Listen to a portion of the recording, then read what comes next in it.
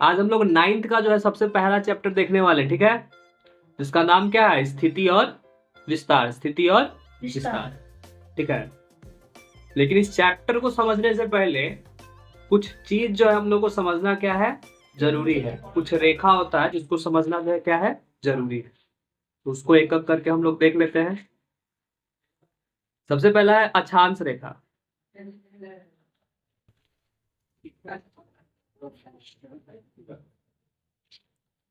इसको समझते हैं। पूरे ग्लोब पर उत्तर से सॉरी पूर्व से पश्चिम की ओर खींची गई रेखाओं को अक्षांश रेखा कहते हैं, ठीक है। ये सारी जो है अक्षांश रेखा। फिर एक होता है भूमध्य रेखा।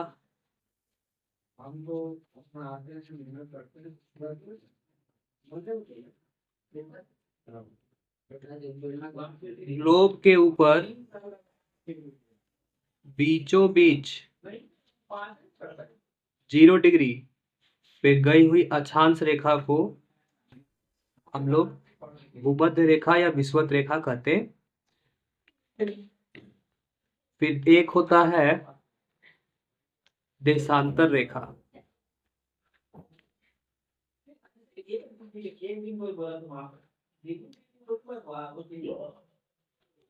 उत्तरी ध्रुव और नीचे होता है दक्षिणी ध्रुव।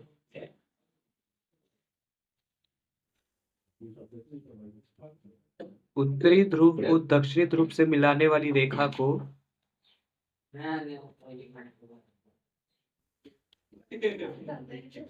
देशांतर रेखा कहा जाएगा। इसी तरह दो और रेखाएं होती है, कर्क रेखा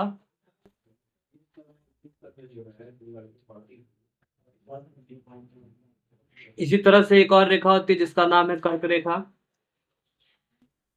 इसमें क्या होता है, जो 0 डिग्री जो है विषुवत रेखा जो गई हुई है, इसके ऊपर 23.5 डिग्री 23 डिग्री 30 मिनट की जो रेखा होती है, उत्तरी अक्षांश रेखा, उसको हम लोग बोलते हैं कर्क रेखा, ठीक है। एक रेखा और है, लास्ट है मकर रेखा।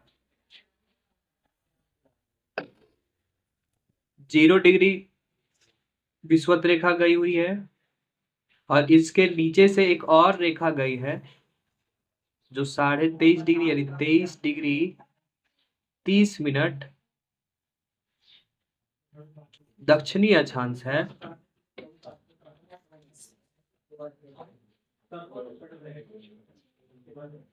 इसको बोलते हैं कर्क रेखा, सॉरी मकर रेखा। तो 23.5 डिग्री दक्षिणी अक्षांश जो है मकर रेखा हो जाएगा। 23.5 डिग्री उत्तरी अक्षांश जो है कर्क रेखा हो जाएगा। देशांतर रेखा उत्तरी ध्रुव से दक्षिणी ध्रुव को मिलाने वाली रेखा को देशांतर रेखा बोलेंगे। और भूमध्य रेखा है जो ग्लोब के बीचों बीच 0 डिग्री से जाएगी, उसको बोलेंगे भूमध्य रेखा। अक्षांश रेखा पूर्व से पश्चिम की ओर खींची गई रेखाओं को बोलेंगे अक्षांश रेखा, ठीक है। ये सब का जो है ब्रीफ जानकारी दे दिए हैं। ये सब आपको पढ़ना था 7th क्लास के बुक में, ठीक है। अब आगे चैप्टर को देखते हैं। तो हम लोग चैप्टर को स्टार्ट करते हैं। चैप्टर का नाम है स्थिति और विस्तार, लोकेशन एंड एक्सटेंट, ठीक है। इसको देखते हैं। हमारा देश भारत विश्व की प्राचीनतम संस्कृतियों में से एक है। भारत की समृद्ध प्राकृतिक विविधता ने इसे अनेक सांस्कृतिक विविधताओं से अलंकृत किया है। बोला है कि भारत में जो है ना बहुत अलग अलग तरह की जो है विविधताएं, प्राकृतिक विविधताएं जो है पाई जाती है। जैसे कहीं तुमको जो है रेगिस्तान मिलेगा, कहीं जो है तुमको पठार मिलेगा, कहीं पहाड़ मिलेगा, कहीं मैदान मिलेगा, ठीक है। कहीं पे बहुत सघन वन है, कहीं पे वन है ही नहीं। वन मतलब पेड़ पौधा, ठीक है। सघन मतलब घना, बहुत ज्यादा घना जो है पेड़ पौधा मिलेगा। कहीं पेड़ पौधा है ही नहीं, ठीक है। तो इस तरह से बहुत सारी जो है यहाँ पे प्राकृतिक विविधताएं देखने को मिलती हैं भारत। सिंधु घाटी की प्राचीन सभ्यता भारत में ही विकसित हुई, ठीक है। जो सबसे जो पुरानी जो सभ्यता रही सिंधु घाटी की सभ्यता, इसका विकास कहाँ हुआ? भारत में ही हुआ। बिहार में स्थित वैशाली विश्व का पहला गणराज्य है, जो भारत में ही था, ठीक है। पूरे विश्व में कहीं भी जो है लोकतंत्र का साक्ष्य नहीं मिला, गणराज्य होने का साक्ष्य नहीं मिला। जिसका साक्ष्य हमको कहाँ मिला? वैशाली में, जिसके बारे में हम लोग पढ़े भी थे, राजनीति शास्त्र में पढ़े थे। विश्व का सबसे पहला गणराज्य था वैशाली, जहाँ पे वोटिंग के द्वारा राजाओं को चुना जाता था। अतः भारत का विश्व के इतिहास में महत्वपूर्ण योगदान था, ठीक है। भारत का बहुत बड़ा योगदान है हमारे इतिहास में। विश्व में भारत ही एकमात्र ऐसा देश है जिसके नाम पर एक महासागर यानी हिंद महासागर है, ठीक है। विश्व का कोई ऐसा देश नहीं है जिसके नाम पे किसी महासागर का नाम, लेकिन भारत एक ऐसा देश है जिसके नाम पे एक महासागर का नाम है, जिसका नाम क्या है? हिंद महासागर, ठीक है। जब भारत का जब लोकेशन देखोगे तो भारत के लोकेशन में देखोगे कि ऐसे नीचे की तरफ ऐसे हो जाता है, ऐसे नीचे की तरफ जो है क्या है? हिंद महासागर है, ठीक है। चलो हो गया। जो भारत के ही नाम पे इसका नाम रखा गया है हिंद महासागर, ठीक है।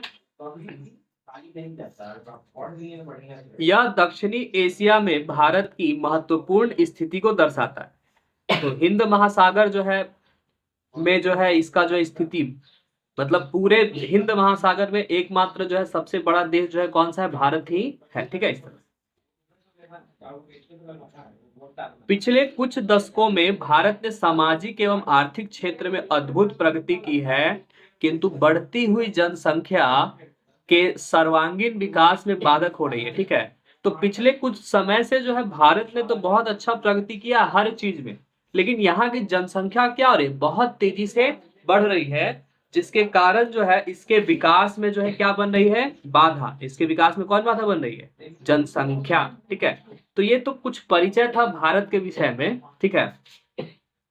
अब चैप्टर पे आते हैं। देखो सबसे पहला है स्थिति। क्या है? स्थिति, ठीक है। जैसे हर व्यक्ति का स्थिति बदलते रहता है ना, जैसे आज जो है तुम यहाँ हो, कल नानीगंज चल जाओगे, परसों ससुराल चल जाओगे, ठीक है। तो हर व्यक्ति का स्थिति क्या हो रहा है? बदल रहा है। तो उसी तरह से पूरे जो है एक देश को या किसी भी एक जगह को मैप में कैसे दिखाएंगे, इसके बारे में इसमें जानकारी दी गई है, ठीक है। तो किसी भी जगह को जो है लोकेट करने के लिए इन्हीं सारी रेखाओं का जो हमको क्या पड़ेगा? जरूरत पड़ेगा। ये सारी रेखाएं जो अभी हम लोगों ने पढ़ा है, इन्हीं रेखाओं के माध्यम से सभी को जो हम लोग लोकेट करेंगे पूरे मैप में, ठीक है। तो देखो समझो इसको।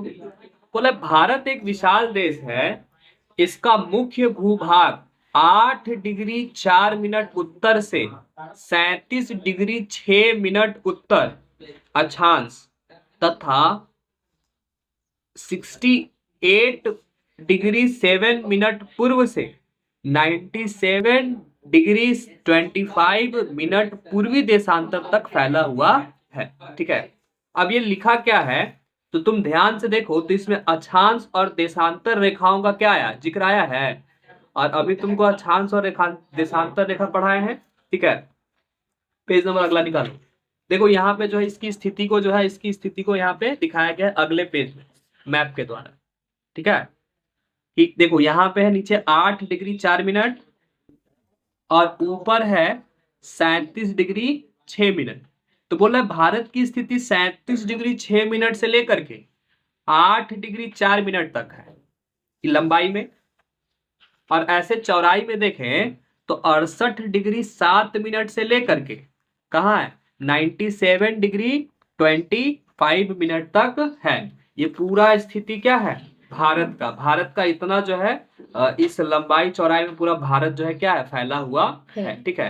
तो इस तरह से तो समझना है तुमको, अक्षांश और देशांतर रेखाओं के माध्यम से ही जो हम क्या करते हैं, किसी भी देश का जो है स्थिति को लोकेट करने का काम करते हैं, ठीक है। यदि हम भारत के द्वीप समूहों को सम्मिलित करते हैं तब इसका दक्षिण में विस्तार 6 डिग्री 45 मिनट उत्तर अक्षांश से शुरू होता है। बोल रहा है कि ये तो सिर्फ भारत को इसमें दिखाए ना हम लोग, ये तो सिर्फ इसमें क्या दिखाए, भारत को दिखाए। लेकिन भारत के अगर ये द्वीपों को दिखाएंगे तो जो है ये जो है और चीजें जो है क्या चली जाएगी, नीचे की ओर चली जाएगी। ठीक है, क्योंकि इधर अंडमान निकोबार आ जाएगा, इधर लक्षद्वीप आ जाएगा। ठीक है, तो इस तरह से भारत का दक्षिणतम बिंदु इंदिरा पॉइंट है जो अंडमान निकोबार द्वीप समूह में स्थित है। बहुत इंपॉर्टेंट है, बहुत सारे एग्जाम में जो है पूछता है कि भारत का सबसे दक्षिणतम बिंदु जो है क्या है। सबसे दक्षिणतम बिंदु क्या है, इंदिरा पॉइंट। क्या नाम है, इंदिरा पॉइंट, जो कहाँ स्थित है, अंडमान निकोबार द्वीप समूह में एक जगह है जिसका नाम है क्या, इंदिरा पॉइंट। ठीक है, 23.5 डिग्री उत्तरी अक्षांश कर्क रेखा भारत के बीचों बीच से गुजरती है। ठीक है, अभी जो तुमको कर्क रेखा पढ़ाए 23.5 डिग्री उत्तरी अक्षांश कर्क रेखा, ठीक है, ये जो रेखा है भारत के पूरे बीचों बीच से गुजरती है और पूरे भारत को 2 भागों में बांट देगी। तो अब याद रखने वाला बात क्या है कि 0 डिग्री देशांतर रेखा, 0 डिग्री देशांतर 0 डिग्री अक्षांश रेखा, 0 डिग्री अक्षांश रेखा पूरे ग्लोब के बीचों बीच से गुजरती है और पूरे वर्ल्ड को 2 भागों में बांट देगी। एक बांटेगी उत्तरी गोलार्ध,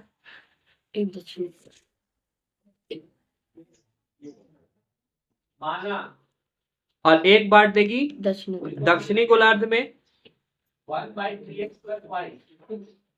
ठीक उसी तरह से भारत को जो बांटने का काम करता है वो बांटता है कौन, कर्क रेखा। ये जो कर्क रेखा है भारत के बिल्कुल ठीक जो है कहां से गया है, बीचों बीच से गया हुआ है। ठीक है, मैप में देखो इसको, देखो अगले पेज पे देखो मैप, ये जो डॉट डॉट करके एक रेखा बनाया गया है, ये दिख रहा है, ये कर्क रेखा ही है। बिल्कुल भारत के कहां से गया, बीचों बीच से होकर के गया है और भारत को 2 भागों में क्या कर देता है, ये बांट देता है। ठीक है, तो पूछेगा तुमसे कि कौन सी रेखा भारत के बीचों बीच से होकर गई है, तो कर्क रेखा। कौन सी रेखा, कर्क रेखा। और भारत का सबसे दक्षिणतम बिंदु कौन सा है, इंदिरा पॉइंट। कौन सा पॉइंट, इंदिरा पॉइंट। ठीक है, इस तरह से। तो ये 2 क्वेश्चन याद रखना, बहुत इंपॉर्टेंट है। एवं इसे लगभग 2 भागों में बांट देती है। तो जो कर्क रेखा है ये भारत को कितने भागों में बांट देती है, 2 भागों। भारत की स्थिति, अक्षांशीय विस्तार, देशांतरीय विस्तार, सीमा रेखा आदि चित्र संख्या 1.1 से स्पष्ट किया गया, जो हम लोग देख लिए पहले ही। ठीक है, चित्र में हम लोग देख लिया ना भारत का विस्तार कहां से कहां तक लेकर के है।